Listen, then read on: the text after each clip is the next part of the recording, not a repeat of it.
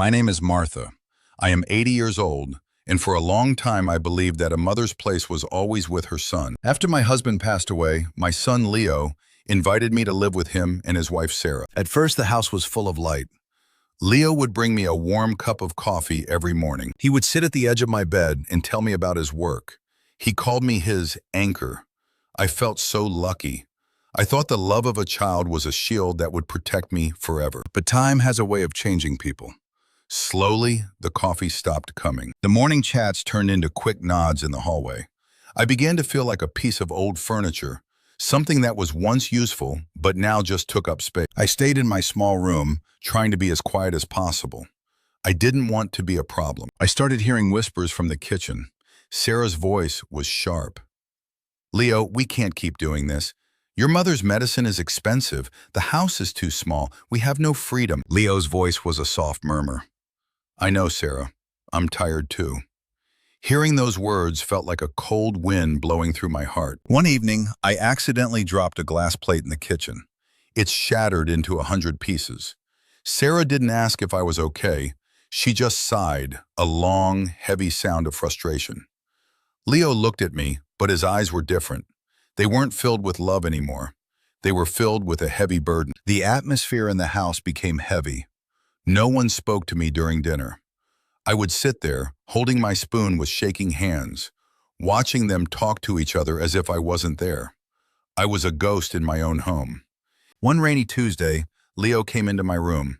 He didn't sit down. He stayed by the door. "Pack a small bag, Mom," he said. "We're going for a drive. The fresh air will be good for you." I felt a strange prickle of fear, but I trusted him. He was my boy.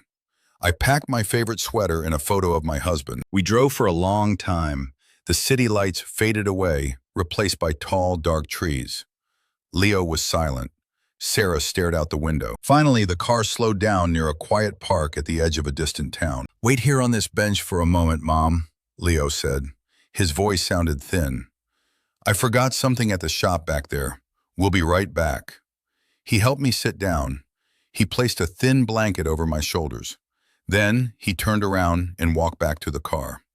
I watched the red taillights disappear into the darkness. I sat there for 1 hour. Then 2. The rain started to fall, cold and biting. My thin blanket was soaked. I realized then that the shop was not the reason he left. The silence of the woods was terrifying. I felt a deep, hollow ache in my chest. Not because of the cold, but because the person I loved most had decided I was no longer worth keeping. I must have fallen asleep from the exhaustion of crying. I woke up to the sound of a dog barking. A young woman in a bright yellow running jacket was standing in front of me. Her eyes were wide with worry. "Oh my goodness," she cried. "Are you all right? You're freezing." She didn't leave me. She wrapped her own dry jacket around me and stayed until an ambulance arrived. The next few weeks were a blur of white hospital walls and kind nurses. They asked about my family. I told them I had no one. It was a painful lie, but in my heart, it felt like the truth. When I was strong enough, a social worker took me to a place called the Willow Grove. It was a bright building with big windows and a garden full of roses. I was terrified. I thought it would be a place for forgotten people. But on my first day, a woman named Clara sat next to me. She was wearing a purple hat and a big smile. "Is this seat taken?" she asked. "We're about to start the painting class. I'm terrible at it, but it's fun to mess up together." For the first time in years, I laughed. I began to spend my days in the garden. I met Thomas, who taught me how to grow tomatoes. I met Elena, who shared her books with me.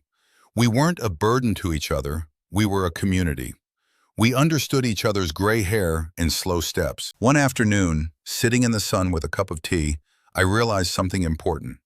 I had spent so much time begging for a place in my son's life that I forgot I deserved a life of my own. I still pray for Leo. I hope he finds peace. But I am no longer waiting by a window for a car that will never come. I have found a new family. I have found my voice again. My story didn't end in that dark park. It was just the place where I left my sadness behind to start a new chapter. At 80 years old, I am finally home.